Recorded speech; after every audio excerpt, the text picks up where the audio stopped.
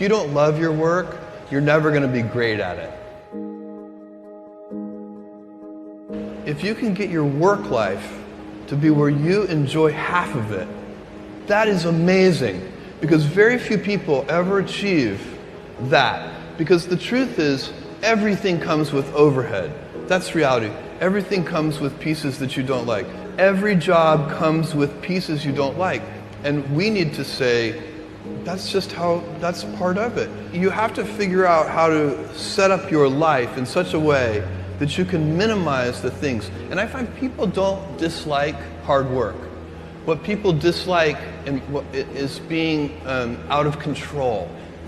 Like, they can't control their life. They can't control their environment. This happens to me when I get overscheduled.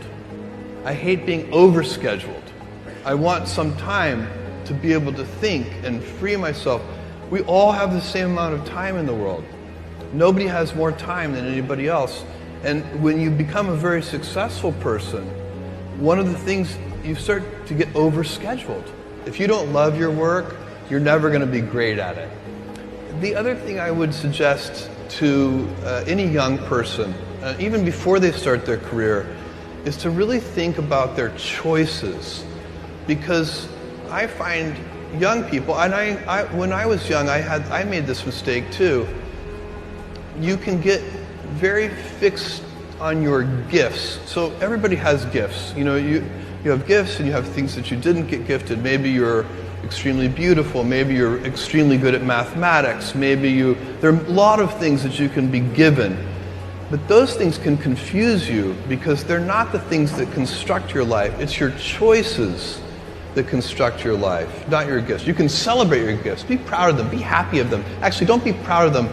Be celebratory of them. But you can't be proud because they're gifts. They were given to you. You didn't earn them. You can only be proud of the things you earn.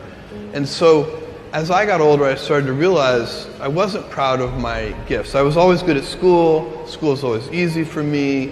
And I was always proud that I was a great student. I got A's in all my classes. I was good at math, all of that. And I thought that's who I was. But it's not true. Those are the things that are gifts. What was hard for me is deciding to work hard, deciding to use my gifts in certain ways, to challenge myself, to do things that I didn't think I could do, to put myself in uncomfortable situations. You can choose a life of ease and comfort, or you can choose a life of service and adventure. Which one of those, when you're 90 years old, are you going to be more proud of?